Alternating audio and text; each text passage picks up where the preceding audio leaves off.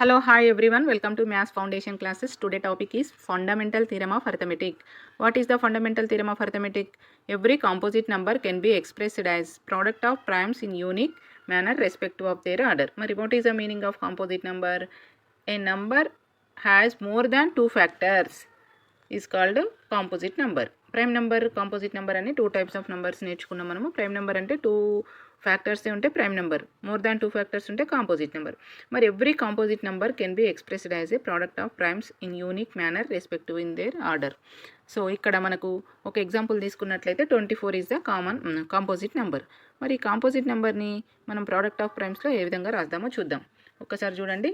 So first prime number ఏంటి? 2 కదా. 2 12 జా 24. సో నెక్స్ట్ మళ్ళీ 2తో డివిజిబుల్ అవుతుంది కాబట్టి 2 6 జా. సో 2 3 జా. సో 3 అనేది ప్రైమ్ నెంబర్ కాబట్టి ఇక్కడ ఆగిపోవాలి. సో ఇక్కడ మనం ఏ విధంగా రాసినాం చూడండి. 2 into 2 into 2 into 3. So this is a product of primes. So 24 is a composite number. దీన్ని మనం ఏ విధంగా రాసినాం? Product of ప్రైమ్స్లోగా రాసినాం. ఓకేనా? Next let us observe next example 36.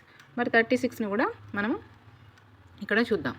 36. So 2 18 జా 36, 2 9 జా 18, 2 3 3 టైమ్స్ 9. సో ఇక్కడ మనం ఏ విధంగా రాసినాము? 2 ఇంటూ 2 ఇంటూ 3 ఇంటూ 3. సో దీన్ని ఇంకా నెక్స్ట్ ఎక్స్పోనెంట్ ఫామ్లో రాస్తే 2 పవర్ 2 ఇంటూ 3 పవర్ 2. సో ఇవన్నీ మనకు హెచ్సిఎఫ్ ఎల్సిఎం అనుకోవడంలో ఈ ఎక్స్పోనెంట్స్ ఫామ్లో రాసుకోవడం ఉపయోగపడుతుంది. నెక్స్ట్ వచ్చేసి 100. మరి 100ని ఏ విధంగా రాస్తామో చూద్దాం. 250 టైమ్స్. So 225 times 50. నెక్స్ట్ 2 తోటి డివిజిబుల్ కాదు కాబట్టి నెక్స్ట్ ప్రైమ్ నెంబర్ 3, 3తో డివిజిబుల్ కాదు. Next prime number 5, 5 times. So ఇక్కడ ఏమని రాసినాం? 2 into 2 into 5 into 5. So exponent ఫామ్లో రాస్తే 2 power 2 into 5 power 2. So every composite number can be expressed as a product of primes.